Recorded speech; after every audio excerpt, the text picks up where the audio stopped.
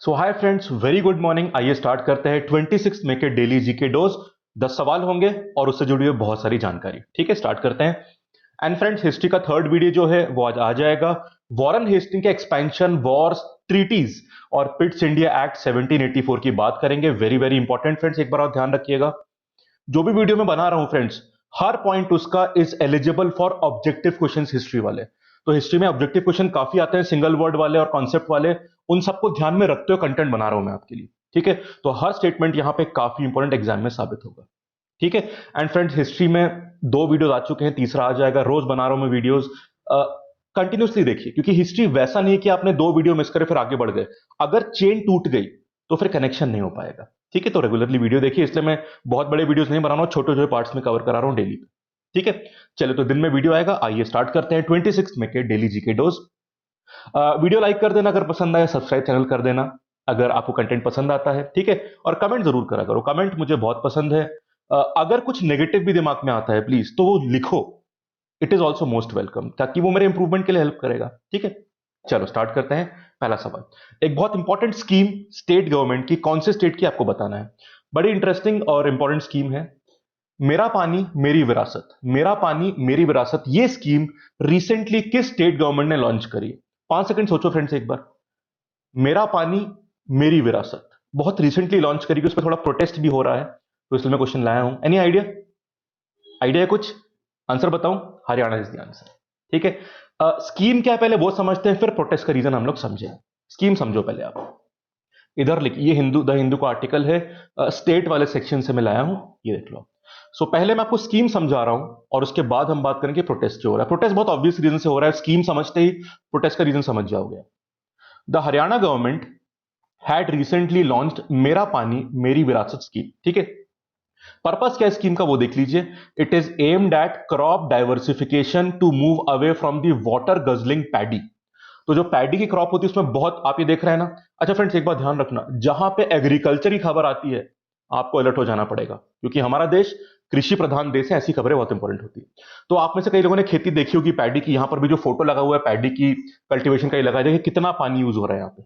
ये देखिए, वो सीडलिंग बना के स्मॉल प्लांट, फिर उसे ट्रांसपोज करते हैं, मतलब पूरा प्रोसेस आप उसकी कभी आराम से बात करेंगे। पर पानी बहुत, it is a very highly water intensive crop, बहुत पानी इस्तेमाल होता है।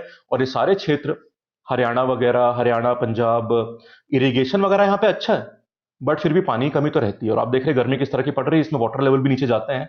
खैर, तो the purpose is crop diversification to move away from water guzzling paddy. ठीक, और अगर आप किसानों को पैडी की क्रॉप जहां पे पानी इस्तेमाल होता है वहां से दूर ले जाना चाहते हो तो कुछ इंसेंटिव देना पड़ेगा, वही इंसेंटिव स्कीम है। ये देख लो, under the scheme farmers sowing alternative crops other than paddy during the ensuing kharif season will get an incentive of 7,000 rupees per acre, पर एकड़ का यहां पे मिलेगा।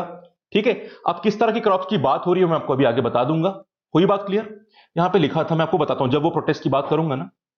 ये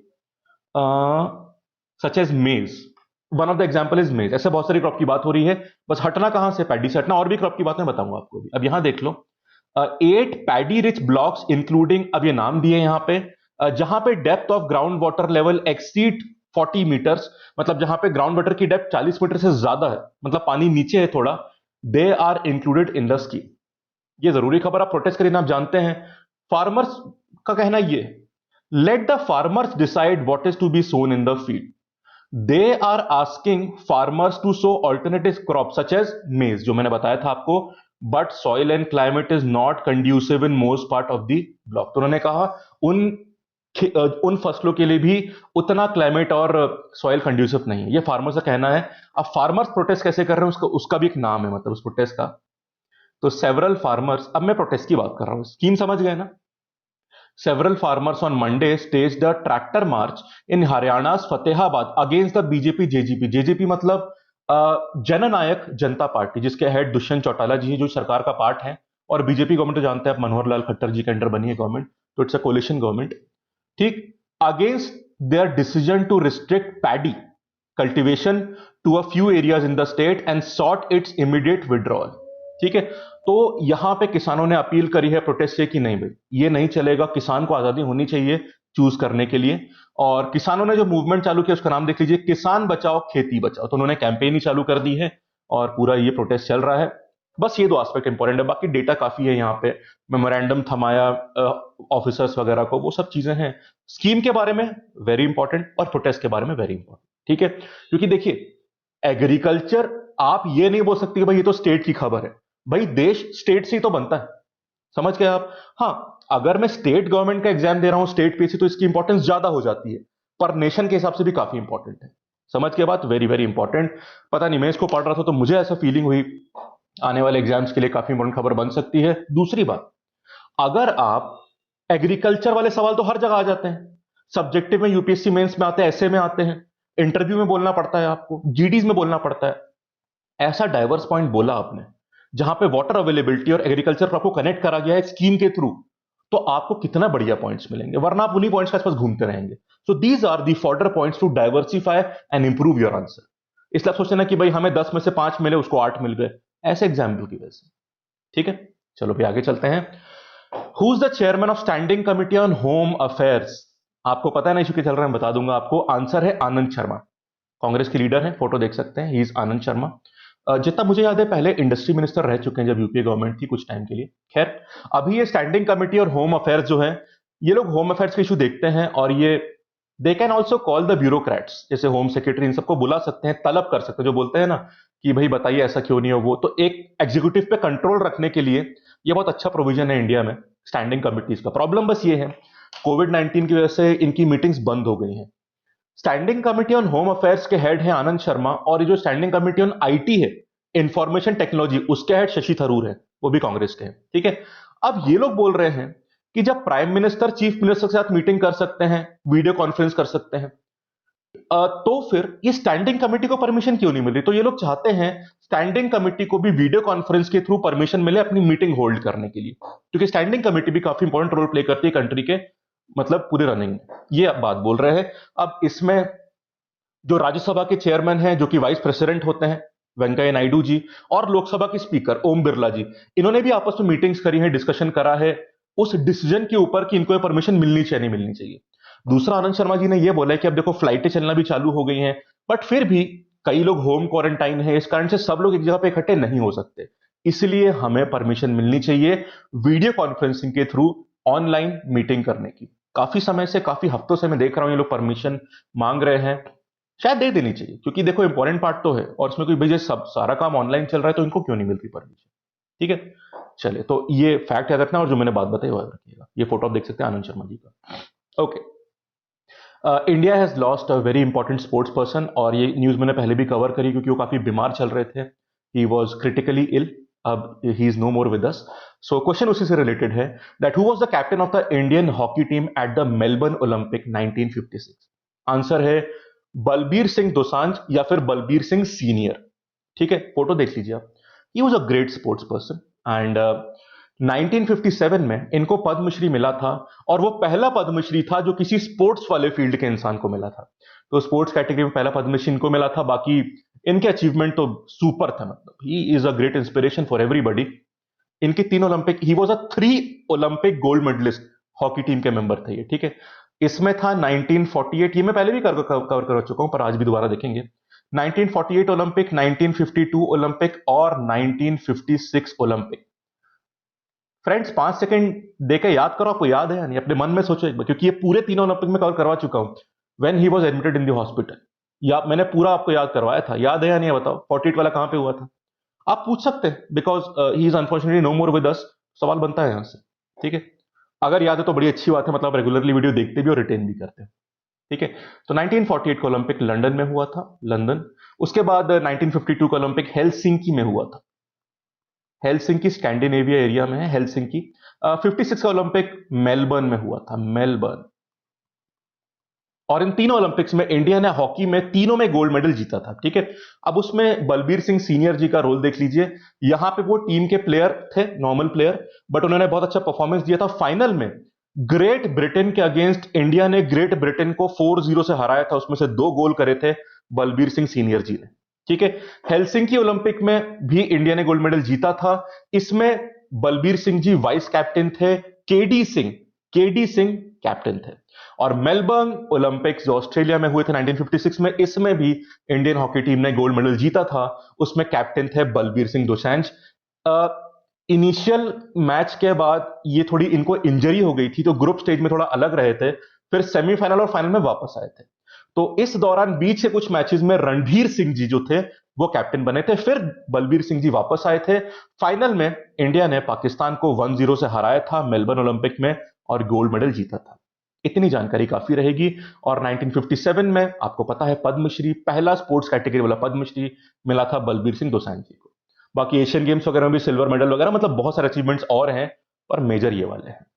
ठीक है, चलिए let us hope that his मतलब इनकी आत्मा को शांति मिले and he is a great inspiration for all of us. बहुत परचम इन्होंने लहराया है हॉकी का वर्ल्ड स्टेज पे स्पोर्ट्स में, so rest in peace. Question number 4, Nepal से जुड़ा हुआ इशू है, तो पहले इसका आंसर देख लीजिए, इंपॉर्टेंट है, फिर इशू बताता हूं। ठीक है, where is the headquarter of 11 Gorkha rifles? ये जो रेजिमेंट है इसका हेडक्वार्टर कहां है लोकेटेड, ये बताना है। आंसर है लखनऊ में, लखनऊ में लोकेटेड है। अब इसमें ज्यादातर लोग जो गोरखा नेपालीज होते हैं वो पार्टिसिपेट करते हैं, मतलब वो इसका हिस्सा होते हैं, and they are very brave. This is one of the very brave regiment. तो हर रेजिमेंट ब्रेव होती है, बट इनकी वीरता भी, इनकी हिम्मत और पूरा जज्बा एक उदाहरण की बात है। ठीक है, अब लखनऊ में हेडक्वार्टर है 11 गोरखा राइफल्स का। खबर क्या है वो देख लीजिए। नेपाल का इशू, हमारे जो आर्मी के चीफ हैं, एक बात मैंने देखी है आर्मी चीफ में, चाहे वो जनरल बिपिन रावत है या मनोज नरवाणे जी, सीधी बात करते हैं, बिल्कुल कोई घुमा के या डिप्लोमेटिक बात नहीं, सीधी बात करते हैं और बिल्कुल काम में एफिशिएंट रहते हैं। इन्होंने साफ साफ एक बात बोली, उससे नेपाल को बड़ी प्रॉब्लम हुई। ठीक है, अब नेपाल की देखो, आई जस्ट फील कि जब से केपी शर्मा ओली जी प्राइम मिनिस्टर वहां के बने हैं, तब से भाई देखो इंडिया नेपाल पे, it's my personal opinion, obviously मैं इस ज्ञाता नहीं उस इशू का कि मैं इसमें कोई बड़ा ओपिनियन दे पाऊं।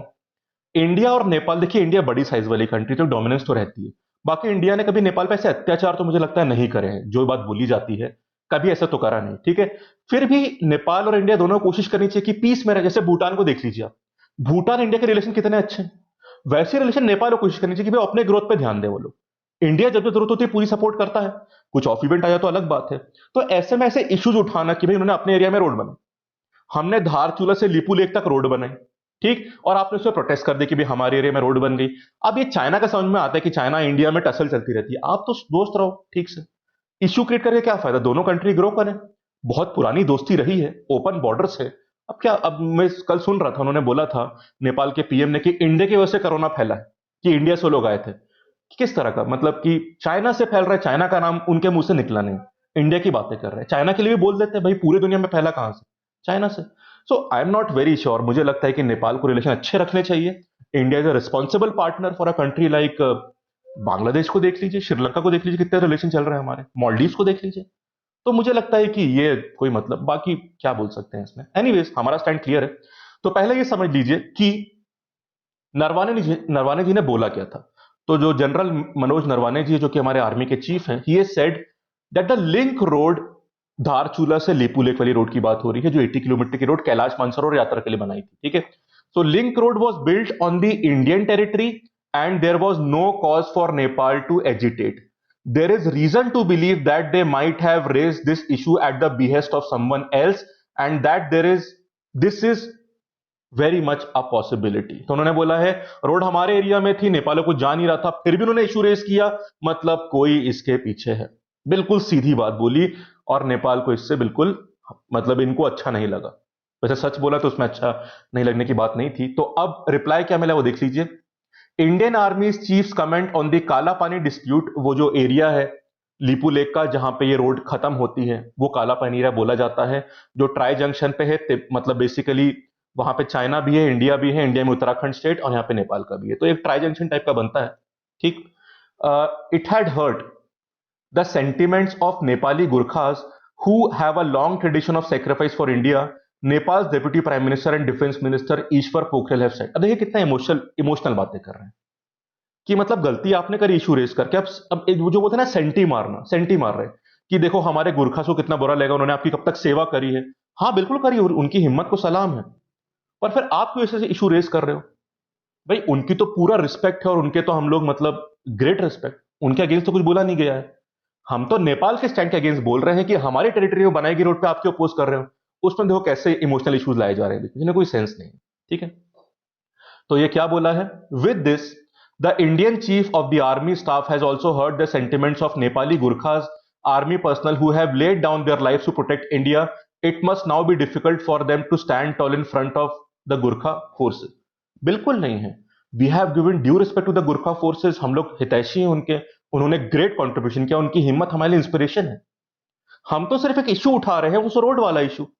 अब वही तो चक्कर है कि चाइना के चक्कर में आपने प्रोटेस्ट तो कर दिया, अब आपको लग रहा है कि ऐसा जवाब क्यों आ रहा है वहां से?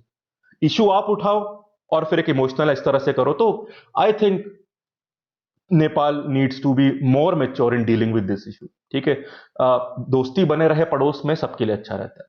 अब इंडिया पाकिस्तान के तो चक्कर अलग है, वहां पे दोस्ती नहीं हो पा रही है, बट नेपाल तो दोस्त रहे हैं शुरुआत से, तो उन्हें ये सब नहीं करना चाहिए।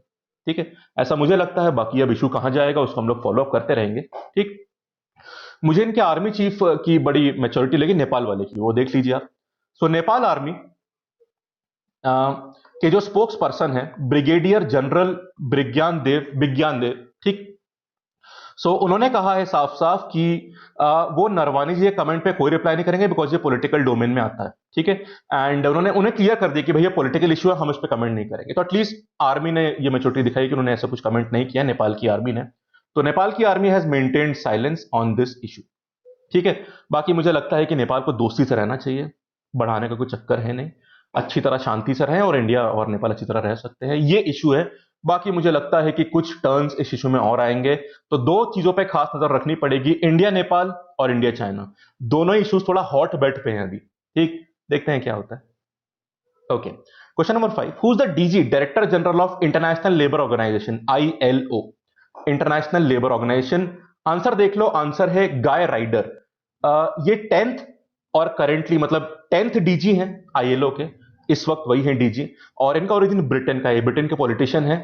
एंड एक बात और, इशू क्या है, इंडिया में कई स्टेट्स ने जो लेबर लॉज है उसमें रिलैक्सेशन दिया है। ठीक है, तो कई लेबर यूनियंस ने ILO को सीधी अपील करी थी कि सर ये तो गलत हो रहा है, थोड़ा इंसाफ दिलाइए हमको। तो ILO ने जवाब दिया है कि भाई हमारे डीजी ने प्राइम मिनिस्टर मोदी को कई बार अर्ज किया है कि प्लीज आप स्टेट्स को बोलिए कि लेबर लॉज डाइल्यूट ना करी जाए। तो ILO ने बोला है कि हमने PM को बोला है कि लेबर लॉज डाइल्यूट ना करी जाए। ठीक, देखते हैं, इंपॉर्टेंट चेंज तो करे गए हैं, हम उसको ड्रॉप मतलब स्टेट्स टेक बैक करते हैं या नहीं वो देखना पड़ेगा। बाकी एग्जाम्पल जैसे मध्य प्रदेश का मैंने पूरा आर्टिकल पढ़ाया था आपको 2-3 हफ्ते पहले कि लेबर लॉज किस तरह से डाइल्यूट करी गई। दैट्स ऑल्सो वेरी इंपॉर्टेंट है कि आपने बोला लेबर लॉ डाइल्यूट करेगी, कैसे पता होना चाहिए आपको। ठीक है, वो हम डिस्कस कर चुके हैं पिछले आर्टिकल में। सो ये अपडेट आया था, बाकी कुछ कॉन्क्रीट बात तो ऐसी बोली नहीं गई है यहाँ पे, बट नाम जरूरी हो जाता है गाय राइडर, फोटो देख सकते हैं उनका, गाय राइडर ब्रिटेन के पॉलिटिशियन है। ठीक, चले पिंजरा तोड़ एक विमेन ग्रुप है, किस सिटी में बेस्ड है? आंसर है दिल्ली, दिल्ली ग्रुप है फीमेल्स का, and this is for women rights, women freedom, उसके ऊपर एक ग्रुप बना हुआ है। इसके कुछ मेंबर्स को अरेस्ट करा गया था because of anti CAA protest, फिर इनको बेल मिल गई, फिर दोबारा अरेस्ट, मतलब वो पूरा इशू चल रहा है अभी। तो एंटी CAA के कुछ अरेस्ट रिलेटेड इशू में पिंजरा तोड़ ग्रुप का नाम आजकल काफी न्यूज़पेपर्स में आपको मिलेगा। सो डिटेल तो नहीं पूछेंगे केसेस की, उतना डीप में तो एग्जाम में नहीं जाते हैं, बट नाम पूछ सकते हैं कि पिंजरा तोड़ किस बारे में है और किस शहर में। पिंजरा तोड़ बाकी मतलब जानते हैं, आपकी केज को तोड़ना, उस तरह से। इतनी खबर काफी है। बी हाइव, ये सवाल मुझे बहुत इंटरेस्टिंग लगा, एक छुपी हुई खबर में मिला। बी हाइव एक देश है, उसके पार्लियामेंट का नाम बी हाइव है, उस देश का नाम बताइए मुझे। So Beehive is the name of the parliament building of which country? किस देश के पार्लियामेंट की बिल्डिंग को बी हाइव बोलते हैं? सुना है नाम इसका आपने? एनी गेसेस, कोई आइडिया इसका? The answer is New Zealand. New Zealand की जो पार्लियामेंट की बिल्डिंग है उसको बी हाइव बोलते हैं। फोटो देखिए, फोटो में मैंने जानकारी मुझे कल मिली इसके बारे में, फोटो मैंने आज देखा, बहुत बेहतरीन बिल्डिंग है। New Zealand is one of the most beautiful countries, I have never been there, but कुछ लोग जो जाते हैं बड़ी तारीफ करते हैं यहाँ के मौसम की और देश की। कोविड-19 वाले केसेस में भी न्यूजीलैंड आप कहते हैं कि पूरी तरह से फ्री हो चुका है। काफी इफेक्टिव लॉकडाउन इन्होंने किया था, अब ठीक है, और धीरे धीरे यहाँ पे एक्टिविटीज रिज्यूम हो चुकी है काफी एक्टिविटीज, तो कोविड-19 से भी अच्छी तरह इन्होंने फाइट किया। खैर, इनकी इस पार्लियामेंट बिल्डिंग को बी हाइव बोलते हैं। एक्चुअली खबर इसलिए है, पहले तो आप इनको देख लीजिए, Jacinda Ardern, she is the prime minister of New Zealand. ये एक इंटरव्यू दे रही थी और उसी टाइम पे काफी एक मतलब मीडियम इंटेंसिटी का वहां पे अर्थक्वेक आया था। ठीक है, तो उस अर्थक्वेक के बेसिस पर ये न्यूज आई है। उस अर्थक्वेक के टाइम पे ये इंटरव्यू दे रही थी और इंटरव्यू देती चली गई, इन्होंने इंटरव्यू रोका नहीं। तो उसी के बारे में, मतलब now that interview is not important, but उससे जो तो खबरें निकलती हैं वो देख लीजिए। खबर सिर्फ एक निकलती है कि एक सेकंड, यहां पर उन्होंने कहीं नाम लिया था, मुझे एक मिनट देंगे आप। हाँ, ये द ट्रेमर्स, जो अर्थक्वेक के ट्रेमर्स थे, the tremor started as Miss Ardern was on TV from the parliament building, जिसका नाम है बी हाइव। बाकी वो मीटिंग मतलब उन्होंने इंटरव्यू कंटिन्यू रखा। बाद में पता चला कि इंटेंसिटी काफी थी, एक्चुअली 5.8 की मैग्नीट्यूड था उस रिक्टर स्केल पे अर्थक्वेक का। Now this is not important, important है कि इसमें हमें एक पैरा काम का मिल गया, bee hive. This is important. एक और एग्जांपल, मान लो एमबीए एंट्रेंस में एक पैटर्न आता है ना जेड के एग्जाम में, उसमें पूछ सकता है बी हाइव किसकी पार्लियामेंट का नाम है, क्योंकि क्वेश्चन मजेदार बनता है, नाम थोड़ा अलग है, तो इसलिए यहां पे सवाल ऑब्जेक्टिव वाला बनता है। बाकी खबर एग्जाम में आने की चांसेस कम है। ठीक है, प्राइम मिनिस्टर का नाम पूछ सकते हैं, जकीडा आर्डन, ये भी इंपॉर्टेंट है, प्राइम मिनिस्टर का नाम और बिल्डिंग का नाम। ठीक है, चलो क्वेश्चन नंबर 8, टेलीकॉम की फील्ड से एक सवाल है। एक टेलीकॉम कंपनी है, उसकी जो प्रमोटर फर्म है, उन्होंने डिसाइड किया कि अपना थोड़ा स्टेक सेल करेंगे डेट को पे ऑफ करने के लिए। ठीक है, so promoter firm of which Indian telecom company is planning to do a stake sale, कुछ परसेंटेज स्टेक सेल कर देना अपना, टू पे ऑफ द डेट्स खत्म करने के लिए। ज्यादातर इन्वेस्टमेंट तो जियो में आ रहे हैं आजकल, काफी इन्वेस्टमेंट्स की मैंने बात करी थी आपसे। इसका बताइए ये काम कौन सी फर्म कर रही है? The answer is Bharti Airtel. यहां खबर देखिएगा, तो भारती एयरटेल में, यहां से बताता हूं आपको खबर। भारती टेलीकॉम पता है क्या है? It is the promoter firm और promoter company of Bharti Airtel. इसका शेयर बताऊं पहले मैं आपको। इस वक्त भारती एयरटेल में भारतीय टेलीकॉम का शेयर इतना है 38.79%, इसलिए इसको प्रमोटर फर्म बोलते हैं। सो इधर देख लो, भारती, ये नीचे से मैं स्टार्ट कर रहा हूं, Bharti Telecom share holding in Bharti Airtel is 38.79%। ठीक है, अब ये लोग क्या करना चाह रहे हैं? Bharti Telecom, they want to raise $1 billion by selling 2.75% stake in the mobile service provider, मतलब भारती एयरटेल। ठीक है, this move will help the telco to clean up the debt overhang as promoter debt also impacts ranking. अब देखिए, ध्यान दीजिए, important बात, कि जो प्रमोटर कंपनी का डेट हटाने के लिए अपना कुछ स्टेक बेच रहे हैं, क्यों बेच रहे हैं उसका रीजन समझिए। ये देखिए, many rating agencies take into account the promoter companies debt. तो कई जो कंपनीज को रेट करने वाली एजेंसीज होती हैं, वो जो प्रमोटर कंपनी का डेट है उसको भी अकाउंट में लेती है, इसलिए उसका जीरो होना काफी अच्छी बात रहती है। इसलिए लोग स्टेक सेल कर रहे हैं। और ये जो पूरा स्टेक सेल होने वाला है उसे कंडक्ट कौन कराएगा? एक कंपनी जिसका नाम है जेपी मॉर्गन इंडिया। इतनी जानकारी काफी रहेगी, बाकी जब स्टेक सेल हो जाएगा तब दोबारा जब खबर आएगी उसको तब देख लेंगे। ठीक है, चलिए, very important question friends, culture वाली फील्ड से करंट अफेयर जुड़ रहा है, और ये बहुत ही खतरनाक सवाल बनते हैं, बहुत ही इंपॉर्टेंट सवाल, क्योंकि हम लोग बार बार सोचते हैं कि यार आर्ट एंड कल्चर में सवाल कहां से आ जाते हैं, यहां से आते हैं। ठीक है, हमें लगता है कि आर्ट एंड कल्चर तो पुरानी चीजों की बातें हैं, अभी तो आती नहीं, बिल्कुल आती है। एनिवर्सरी सेलिब्रेशन होते हैं कई कई लोगों के, तो वहां से खबर बनती है। अब मुझे बताइए, Ram Kinkar Baij is a very famous field, बताओ, पेंटर है, लॉयर है, क्रिकेटर है, सोशल वर्कर है, बताइए। Is a painter, he was a very famous painter, artist है ये। ठीक, अब ये 9th और 10th जो पहले मैं आपको खबर बता दूं, फिर मैं आपको, एक्चुअली दोनों खबरें पीआईबी से लाया हूं। ठीक है, तो फिर पहले दोनों क्वेश्चन देख लेते हैं, फिर हम पीआईबी पे चलेंगे। तो राम किंकर बैज बहुत फेमस पेंटर हैं, उनकी 115वीं एनिवर्सरी होने वाली है, जिसकी हम लोग अभी बात करेंगे। ठीक, फोटो आप देख सकते हैं मिस्टर राम किंकर बैच का, इंडिया टुडे से मैं लाया था फोटो, इंडिया टुडे से। एंड एक सवाल और, फिर मैं समझाता हूं दोनों सवालों का बैकग्राउंड। सोमासीला प्रोजेक्ट, ज्योग्राफी, सोमासीला प्रोजेक्ट किस स्टेट में लोकेटेड है? सोमासीला प्रोजेक्ट, अगर आप उस क्षेत्र या उस स्टेट में रहते हैं तो आप तो ये नाम समझ गए होंगे, बताइए कहां पे है? आंसर है आंध्र प्रदेश। ठीक है, आंध्र प्रदेश में जो पेन्नार रिवर है, Pennar river, it is across Pennar river, और नेल्लोर डिस्ट्रिक्ट जो है आंध्र प्रदेश में, वहां पे पेन्नार रिवर के ऊपर है सोमसीला प्रोजेक्ट। ठीक है, अब मैं खबर समझा दूं आपको, खबर में किसकी बात कर रहा था, पीआईबी वाली खबर है। तो पहले तो आप ये देख लीजिए, national gallery of modern art NGMA will organise a virtual tour to commemorate the, ये देखो, 115th birth anniversary of Ram Kinkar Baij. तो इनकी 115वीं बर्थ एनिवर्सरी को कोमेमोरेट करने के लिए एक वर्चुअल टूर होगा। और national gallery of modern art किसके अंडर आती है? मिनिस्ट्री ऑफ कल्चर के अंडर आती है। They will celebrate this. बहुत सारे थीम्स रखे गए हैं, portrait, life study, abstract, nature study, sculptures. ठीक है, एक खबर और जरूरी है, वो देख लीजिए। नेशनल, अब यहां पे देखिए ये कौन ऑर्गेनाइज करा रहा था? मिनिस्ट्री ऑफ कल्चर के अंडर कौन आता है? National gallery of modern art. अब आपको उनके डीजी का नाम पता होना चाहिए। So is the director general या DG of NGM, national gallery of modern art? Shri Advait Charan Gadanayak. Shri Advait Charan गदनायक। Important सवाल बनता है। बस आपको यहां पे दो ही खबरें देखनी है। एक तो ये पेंटर थे, और थोड़ा इनकी पेंटिंग्स देखिए पीआईबी में, ये उनकी पेंटिंग्स बहुत ही बढ़िया। दो तीन है, देखिए पहली ये, दूसरा ये एलिफेंट का उन्होंने बनाया है। एंड इसमें आई थिंक लोगो भी लगा हुआ है एनजीएमए का, मतलब वहां पे वर्चुअल टूर में दिखा है। कभी फ्री टाइम में जरूर जाया करो, काफी कुछ सीखने को मिलता है। ये आप देख सकते हैं, ये, हाँ ये एनजीएमए का लोगो लगा है ना यहाँ पे। ओके ओके, बाकी आप उनके बारे में यहाँ पे देख सकते हैं, उनके बारे में पूरी जानकारी भी यहाँ पे दी हुई है।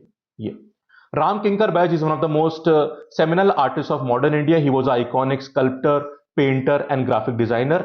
1906 में बर्थ हुई थी इन बांकुरा, वेस्ट बंगाल। बाकी पूरा इनके बारे में आप पढ़ सकते हैं। And art school Shanti Niketan में थे। कला भवन, कला भवन मतलब व्हाट इज कला भवन? मतलब ये किन किन स्कूलों में पढ़े हैं? कला भवन which is the art school of Shanti Niketan and under the guidance of Nandlal Bose. एक सिंगल पैरा है, पढ़ लेना एक बार, सवाल बनेगा। क्योंकि कई बार क्या होता है यूपीएससी में, देखा ना प्रीलिम में, आपने एक टॉपिक देगा, उसके बारे में 3 पॉइंट्स देगा और फिर पूछेगा क्या सही है क्या गलत है, तो उसके बारे में पढ़ लेना, इंपॉर्टेंट है। पीआईबी में मिल जाएगा आपको। कौन सी मिनिस्ट्री के अंडर मिलेगा फ्रेंड्स? Ministry of culture. पूरा सेक्शन वाइज बना होता है। ठीक है, लास्ट खबर जो थी आज की, जो हमारे वाइस प्रेसिडेंट है एम वेंकैया नायडू, उन्होंने जल शक्ति मिनिस्ट्री और नीति आयोग से रिक्वेस्ट करी है कि वो स्टडी करे feasibility of drinking water project for Udayagiri area in Andhra Pradesh. Udayagiri area में बहुत प्रॉब्लम है वाटर की, खासकर ड्रिंकिंग वाटर की। उस प्रॉब्लम को निपटाने के लिए क्या सोल्यूशन हो सकते हैं, इसके बारे में नायडू जी ने डिस्कशन किया है वाटर मिनिस्ट्री से और नीति आयोग से। ठीक है, सो उन्होंने किससे कॉन्फ्रेंस हेल्ड करी? अमिताभ कांत, नीति आयोग के सीईओ है, Shri Parameswaran Iyer who is the secretary of drinking water and sanitation ministry, and Shri UP Singh who is the secretary of water resources, river development and Ganga rejuvenation. इन तीनों से बात करी। और किस बारे में? ये लाइन पड़ेगा यहां से, इधर से, सॉरी यहां से। Various possible ways in which drinking water and irrigation need of drought prone Udayagiri area in Nellore district Andhra Pradesh can be met. ठीक है, एंड हाँ ये देखिए इनका जुड़ाव भी है वहां से। Vice president was elected as MLA in 1978 for the first time. ठीक है, मतलब इसी कॉन्स्टिट्यूएंसी से वो आते थे। ये बात, अब यहां पे जो इलाज है ना, उसके लिए एक बात करी गई थी, मैं आपको बताता हूं, यहीं पे मैं पढ़ रहा था। हाँ ये क्या हो सकता है solution? They can get the water from Krishna basin और सोमशीला प्रोजेक्ट जो पेन्नार रिवर पे। तो सोमशीला प्रोजेक्ट या कृष्णा रिवर से यहां पे हेल्प लिया सकती है, वहां से पानी लाया जा सकता है। और सोमशीला प्रोजेक्ट पेन्नार रिवर के ऊपर है, नेल्लोर डिस्ट्रिक्ट में। तो खबर ये है, बट उसमें रिवर और प्रोजेक्ट का नाम छुपा हुआ है, वहां से ये चीज काफी इंपॉर्टेंट हो जाती है। तो ये हमको यहां पे ध्यान रखना पड़ेगा। तो इसलिए सोमशीला प्रोजेक्ट का स्टेट क्या बोलोगे आप? Andhra Pradesh. Very important question in geographical mapping. समझ गए? तो फ्रेंड्स ये थे आज के टॉप 10 क्वेश्चंस एंड उससे जुड़ी हुई सारी जानकारी। काफी डाइवर्स फील्ड से चीजें आज आई हैं, तो होपफुली चीजें पसंद आई होंगी आपको। दिन में हिस्ट्री का वीडियो आएगा फ्रेंड्स, पिछले 2 वीडियोस भी देख लेना, चैनल पर मिल जाएंगे आपको। एंड वीडियो मिस मत करो, ठीक है, क्योंकि हिस्ट्री में चेन नहीं टूटनी चाहिए। तो और काफी इंपॉर्टेंट होगा, आप इसके बाद प्रैक्टिस करना, आपको फर्क दिखाई देगा कि हाँ तो सवाल बन रहे हैं हमें हिस्ट्री के। ठीक है, तो आपको नून में आ जाएगा वीडियो। ओके, चैनल सब्सक्राइब कर लेना, वीडियो लाइक कर लेना और प्लीज कमेंट करना मत भूलिएगा। Okay, thank you, have a nice day.